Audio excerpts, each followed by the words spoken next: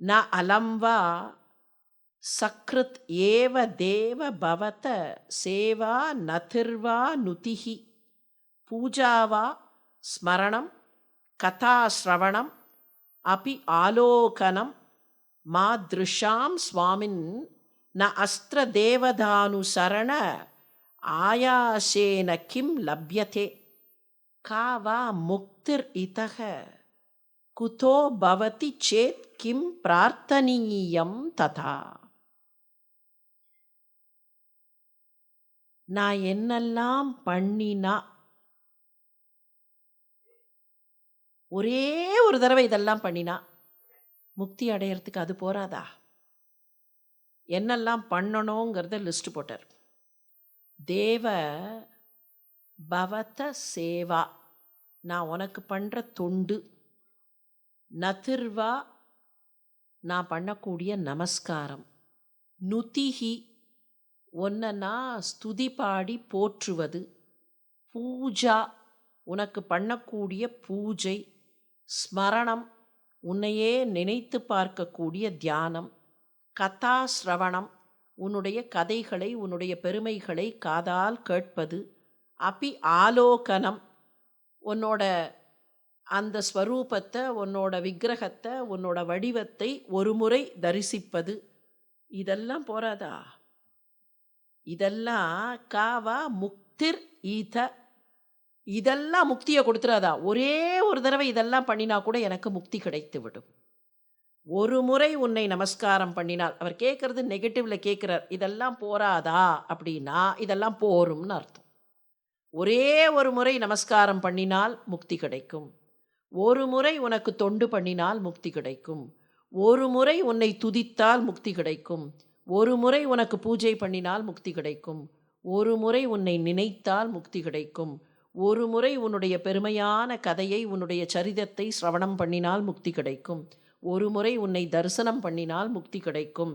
இது போராதா? என்னை போன்றவர்களுக்கு மாத்ருஷாம், என்னை போன்றவர்களுக்கு இது போராதாப்பா? இந்த இந்த மாதிரி நாங்கள் செய்யக்கூடியதே முக்தியை எங்களுக்கு கொடுத்துவிடும். வேற ஏதாவது எங்களுக்கு தேவைதானார். அதில் இன்னொரு வார்த்தையும் போட்டார். ந அஸ்திர தேவதானு சரண ஆயாசேன கிம் லப்யதே. மற்ற தேவதைகளை நாங்கள் போய் மற்ற தேவதைகளெல்லாம் வணங்கி, அந்த அப்படி கஷ்டப்பட்டு சிரமப்பட்டு வணங்கி அதில் ஒரு ஆயாசம் வந்து, அந்த ஆயாசத்தின் வழியாக எங்களுக்கு என்ன கிடைக்கப் போகிறது? ஆயாசேன கிம் லப்யதே. அந்த ஆயாசம் எங்களுக்கு எதை தரப்போகிறது? நாங்கள் போய் ஏதோ ரொம்ப கஷ்டப்பட்டு எதேதோ தேவதைகளெல்லாம் வணங்க வேண்டிய அவசியமில்லை. நாங்கள் எதோ கஷ்டப்பட்டு இப்படி பண்ணணும், அப்படி பண்ணணும், அப்படி பண்ணினா கிடைக்கும், இதை பண்ணினா கிடைக்கும், அதை பண்ணினா கிடைக்கும், இந்த மாதிரி பூஜை பண்ணால் கிடைக்கும், இந்த மாதிரி யாகம் பண்ணால் கிடைக்கும், அப்படியெல்லாம் பண்ண வேண்டிய அவசியமே இல்லைப்பா. அதெல்லாம் பண்ணி ஆயாசப்பட்டு, ஐயோ இவ்வளோ கஷ்டப்பட்டு பண்ணியிருக்கோமேன்னு நினச்சி எங்களுக்கு என்ன கிடைக்கப் போகிறது? ஆயாசேன கிம் லப்யதே. அது எதை எங்களுக்கு லபிக்க செய்யும்? அதெல்லாம் வேண்டாம். ஆனால் அதற்கு பதிலாக சக்ருதேவ, ஒரே ஒரு முறை உன்னை நாங்கள் தொண்டு செய்தால் போதும். உனக்கு தொண்டு, உனக்கு நாங்கள் செய்யக்கூடிய நமஸ்காரம், உன்னை பற்றிய துதி, உனக்கான பூஜை, உன்னை நினைப்பது, உன்னுடைய சரிதத்தை கேட்பது, உன்னை தரிசிப்பது. இது ஒரு முறை பண்ணினா கூட எங்களுக்கு எல்லா விதமான முக்தியும் கிடைத்துவிடும்.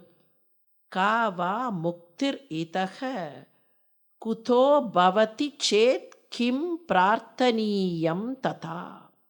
வேறு பிரார்த்தனை இதுலேயே எங்களுக்கு இதெல்லாம் கிடைச்சிரும்னு சொன்னா, இதில் முக்திர் இதக முக்திர், இதில் முக்தி கிடைச்சிரும்னு சொன்னால், நாங்கள் வேற பிரார்த்தனை கிம் பிரார்த்தனீயம் ததா, வேற பிரார்த்தனை பண்ண வேண்டிய அவசியம் இருக்கா? எனக்கு இதை கொடு அதை கொடுன்னு கேட்க வேண்டிய அவசியம் இல்லைன்னு அர்த்தம். வேண்டத்தக்கது அறிவோய் நீ, வேண்ட முழுதும் தருவோய் நீ. அப்பா எனக்கு இதை கொடு அதை கொடு, பகவான்கிட்ட போய் நான் இதெல்லாம் வேணும்னு பெரிய லிஸ்ட்டாக போட்டுன்னு போய் அவர்கிட்ட கேட்க வேண்டிய அவசியம் இல்லை. ஒரு முறை உன்னை பார்த்தாலே எங்களுக்கு முக்தி கிடைத்து விடும்னா, நான் இது வேணும் அது வேணும்னு உங்ககிட்ட பிரார்த்தனை பண்ண வேண்டிய அவசியம் இருக்கா? எனக்கு என்ன கொடுக்கணுமோ அதை நீ கொடுத்து விடுவாய். மனசார நான் உன்னை ஒரே ஒரு முறை பார்த்தால் எனக்கு எல்லாம் கிடைத்து விடும். ஒரே ஒரு முறை உனக்கு நான் தொண்டு செய்தால் எல்லாம் கிடைத்துவிடும். நான் அதுக்கு மேலே இதெல்லாம் வேணும் இதெல்லாம் வேணும்னு கேட்க வேண்டிய அவசியமே இல்லை. நல்ல அடியார்களுக்கு ஒரு பேர் உண்டு. ஓடும் செம்பொனும் ஒக்கவே நோக்குவார். ஓடும் செம்பொனும் ஒக்கவே நோக்குவார் வீடும் வேண்டா விரலின் நெறியினர். கூடும் அன்பினில் கும்பிடலே அன்றி வீடும் வேண்டா விரலின் நெறியினர். ஓடும் செம்பொனும் ஒக்கவே நோக்குவார். இந்த பக்கத்தில் ஒரு கோல்டு பிஸ்கெட் வச்சுருக்குன்னு வச்சுப்போம், தங்க கட்டி தங்க பாலம். இந்த பக்கத்தில் ஒரு ஓடு, அந்த அந்த காலத்தில் கூரைக்கு போடுவார்களா இல்லையா, நீங்கள் அந்த ஓடு கொஞ்சம் ஸ்கொயர் ஒரு ரெக்டாங்கிள் ஓடாக இருந்ததுன்னா அதை இந்த பக்கம் வச்சுட்டு இந்த பக்கத்தில் தங்க கட்டியை வச்சா கொஞ்சம் எட்டத்துலேருந்து பார்த்தா ரெண்டும் ஒரே மாதிரி இருக்கும். இந்த லேசான செம்மை படர்ந்த தங்க கட்டி, ஆணி பொன் ஆடக பொன்கிறது செம்பொன், அதில் கொஞ்சம் சிவப்பு கலந்து தான் இருக்கும், மஞ்சேல்னு இருக்காது. இது கொஞ்சம் சிவப்பாக இருக்கும். இந்த ரெண்டையும் வச்சா ரெண்டும் ஒன்றுன்னு நினைக்கக்கூடியவர்கள் தான் உண்மையான அடியார்கள். ஓடும் செம்பொனும் ஒக்கவே நோக்குவார். ரெண்டுத்துக்கும் வித்தியாசம் தெரியாதுன்னு அர்த்தம். ரெண்டுத்துக்கும் வித்தியாசம் தெரியாது. திருநாவுக்கரசர் புகலூருங்கிற ஊரில் இருந்தார். திருப்புகலூர், தன்னுடைய அந்திம காலத்தை திருப்புகலூரில் போய் கழித்தார். கையில் அந்த உழவாரப்படைன்னு ஒன்று வச்சுட்டுருப்பார். எதுக்கு அந்த உழவாரப்படைன்னா, திருக்கோயில்களை சுற்றி இருக்கக்கூடிய இடத்தெல்லாம் தூய்மைப்படுத்துவார். உழவார பணியினே பேர். இன்றைக்கும் கூட உழவார பணி பல இடங்களில் நடக்கிறது. எதுக்கு அந்த உழவார பணி? அவருக்கு இல்லை, அவருக்கு தேவையில்லை. பகவானை நெஞ்சத்திற்குள்ளேயே பார்த்தவர், அவருக்காக கட்டிச்சோரே கட்டி கொண்டு வந்தார் சிவபெருமான். அப்போ அவருக்கு இல்லை. ஆனால் அந்த கோவிலுக்கு வரக்கூடியவர்கள் மற்றவர்களெல்லாம் எந்தவித கஷ்டமும் இல்லாமல் போய் பகவானை தரிசனம் பண்ண வேண்டும். அப்போ அந்த இடம் தூய்மையாக இருக்கணும். திரு அலகுடுதல், திரு மெழுக்கிடுதல், கோவில் பிராகாரத்தெல்லாம் தொடச்சு தூய்மை பண்ணி எல்லாரும் நடப்பதற்கு வசதியாக. இந்த புகலூரில் அவர் இருக்கிறச்சே தினம் கார்த்தால கோவிலுக்கு வருவார். அவரை டெஸ்ட் பண்ணுறதுக்காக பகவான் ஒன்று பண்ணாராம். தினம் கார்த்தால ஒரு 5-5:30 மணிக்கு நவரத்னமாக கொட்டி கிடக்கும் அந்த பிராகாரத்தில். வைரம், வைடூரியம், கோமேதகம், புஷ்பராகம் எல்லாம் கொட்டி கிடக்கும். நீலக்கல், கெம்பு எல்லாம். உழவாரப்படையோடு வருவார். அடடா, இந்த கல்லெல்லாம் எல்லாருடைய காலையும் குத்திடுமே அப்படின்னு அள்ளி எடுத்து தூக்கி அந்த பக்கம் போடுவார். அவருக்கு வைரத்துக்கும் வைடூரியத்துக்கும் கருங்கல்லுக்கும் சரளக்கல்லுக்கும் எதுக்கும் வித்தியாசம் தெரியாது. எல்லாம் ஒன்று. ஓடும் செம்பொனும் ஒக்கவே நோக்குவார். உனக்கு தொண்டு செய்யக்கூடியவர்கள் ஒரு முறை தொண்டு செய்தால் கூட முக்தியை அடைவார்களே. நான் வேற ஏதாவது பண்ணணுமா என்ன? மற்ற தெய்வங்களை எல்லாம் போய் நான் ஏதோ ரொம்ப கஷ்டப்பட்டு பூஜை பண்ணி அப்படியே ஆயாசத்தில் உட்கார்ந்து இது வேணும் அது வேணும்னு கேட்கணுமா என்ன? இது வேணும் அது வேணும், எனக்கு இதை கொடு அதை கொடு, நான் கேட்க வேண்டிய அவசியமே இல்லைப்பா. எனக்கு என்ன வேணும்னு உனக்கு தெரியும். வேண்ட முழுதும் தருவோய் வேண்டத்தக்கது அறிவோய். வேண்டத்தக்கது அறிவோய். நான் என்ன கேட்டாலும் நீ கொடுத்துருவேன். ஆனால் நான் என்ன கேட்க வேண்டும்னு எனக்கு தெரியாது, உனக்கு தெரியும். நீ உன்னையே கொடுக்கக்கூடியவன், எனக்கு கேட்க தெரியாது. அதனால் நான் கேட்க வேண்டிய அவசியம் இல்லை. ஒரே ஒரு முறை உன்னை தரிசித்தால் எனக்கு முக்தியை கொடுக்கக்கூடியவன். மாணிக்க வாசகர் தான் ஒரு ஈக்குவேஷன் போட்டார். பகவான்கிட்ட ஒரு ஈக்குவேஷன் போட்டார். நீ புத்திசாலியா நான் புத்திசாலியா? நீ புத்திசாலியா நான் புத்திசாலியா? சிவபெருமான் வழக்கம் போல், தெரியலையப்பா, நீயே பதில சொல்லு. நீ புத்திசாலியே இல்லை, நான் தான் புத்திசாலி. எப்படின்னர்? ஒன்றுமில்லை, நான் என்ன கொடுக்குறேன், உன்னை வாங்கிக்கிறேன். நீ என்ன பண்ணுற? தந்தது உன் தனை, கொண்டது என் தனை. நீ என்னை எடுத்துக்கிற, உன்னை கொடுக்குற. யோர் பூர்ணம், நான் பூஜ்யம். இந்த பூஜ்யத்தை எடுத்துட்டு பூர்ணத்தை கொடுக்குறியே, நீ புத்திசாலியா நான் புத்திசாலியா? பூஜ்யத்தை தந்துவிட்டு பூர்ணத்தை வாங்குகிறேன், பூர்ணத்தை கொடுத்துவிட்டு பூஜ்யத்தை வாங்குகிறாய். யார் புத்திசாலி? நீயே பிளான் பண்ணிக்கோ. ஆர்ஹுலோ சதுரர் சங்கரா. என்ன எடுத்துக்கிற? ஒன்றுத்துக்கும் பெருமானம் இல்லைனா பெரிய பூஜ்யம். ஆனால் இந்த பூஜ்யத்தை எடுத்துக்கொண்டு உன்னையே முழுமையாக கொடுக்கிறாயே. நான் ஒரு முறை உன்னை பூஜை பண்ணா, ஒரு முறை உனக்கு தொண்டு பண்ணினா, ஒரு முறை உன்னை பார்த்தா, ஒரு முறை கதா சிரவணம், ஒரு முறை ஸ்மரணம், ஒரு முறை ஆலோகனம், எனக்கு எல்லாம் கிடைத்து விடுமே. அந்த முக்தியை தந்து விடுவாயே. நான் வேற என்னத்துக்குப்பா சிரமப்படணும்? எதுக்காக போய் நான் வேற என்னென்னமோ பண்ணணும்? உன்னை ஒரே ஒரு முறை இதையெல்லாம் செய்தால் எனக்கு முக்தி கிடைத்து விடும். வாட் எக்ஸாக்ட்லி இஸ் முக்திங்கிறது தான் ஆச்சாரியர் நமக்கு காட்டக்கூடியது. இந்த கடைசியாக இருக்கக்கூடிய 2-3 ஸ்லோகம் இப்போ நம்ம பார்த்ததெல்லாம் வாட் எக்ஸாக்ட்லி இஸ் முக்தி. முக்திங்கிறது escaping the clutches of the பாடிங்கிறது இல்லை. On very mundane terms escaping the clutches of the body அப்படின்னு சொன்னோன்னா, பாடியை விட்டு வெளியில் போனால் அந்த ஆவிக்கு முக்தி கிடச்சிருமா? அது எங்கே சுற்றுறதுன்னு சொல்கிறோமா இல்லையா? அது ஆவியாக அலையிறதுன்னு தானே சொல்கிறோம். அந்த ஆன்மா ஆவியாக அலைகிறதுன்னா ஸ்டில் டிஸாட்டிஸ்ஃபைடு. அது இல்லை முக்தி. இந்த கட்டுக்குள் இருந்தாலும் இதை விட்டு வெளியில் போகக்கூடிய, உன் காலடியில் வந்து சேரக்கூடிய தன்மை இருந்ததுன்னா அந்த முக்தி எனக்கு போதும். படிப்படியாக ரேஸ் பண்ணிகிட்டே வர்றார் அந்த லெவலுக்கு வந்து. அதனால தான் பல மகான்களை அவர்கள் ஜீவசமாதி அடைந்தார்கள்னு சொல்கிறோம். இருக்கிற அந்த தேகத்தோடையே கூட அவர்கள் ஜீவசமாதி அடைந்தார்கள். அப்படின்னா அந்த ஜீவன் இந்த தேகத்துக்குள் இருக்கும்போதே கூட அந்த லெவலுக்கு போகக்கூடியவர்கள், அந்த அனுபவத்தை பெறக்கூடியவர்கள். யோகி நிலைன்னு ஒரு நிலை உண்டு. இந்த சாரூபியம், சாமீபியம் அதெல்லாம் சொல்கிறோமா இல்லையா? அதில் யோகி நிலை அப்படின்னு ஒன்று சொல்லுவார்கள். அந்த யோகி நிலை என்னன்னா, பிரபஞ்சத்தில் இருக்கிற எந்த இடத்திற்கும் எந்த காலத்திற்கும் எங்கேயும் சஞ்சரிக்கக்கூடிய திறமை. ஒரே சமயத்தில் இங்கேயும் இருக்க முடியும், அங்கேயும் இருக்க முடியும். ஒரே காலகட்டத்தில், இப்போ இருக்கிற காலகட்டத்தில் பாஸ்ட்லேயும் இருக்க முடியும், ப்ரெசண்ட்லேயும் இருக்க முடியும், ஃப்யூச்சர்லேயும் இருக்க முடியும். அப்படி இருக்கக்கூடிய நிலை தான் யோகி நிலைன்னு பேர். அந்த யோகி நிலை தான் அப்சல்யூட் முக்தி. அந்த முக்தி நிலையை அடைவதற்கு நான் வேறு ஒன்றுமே பண்ண வேண்டாம். இந்த உடம்பை விட்டு வெளியிலெல்லாம் போகணும்னு அவசியம் இல்லை. இந்த உடம்புக்குள் இருக்கும்போதே கூட உன்னை ஒரு முறை தியானித்தால் எனக்கு முக்தி கிடைத்து விடுமே. அப்புறம் நான் என்னத்துக்குப்பா கஷ்டப்பட்டு என்னென்னமோ பண்ணணும்? அதுக்காக பூஜை பண்ண வேண்டான்னு அர்த்தம் இல்லை. அவர் அப்படி சொல்லலை.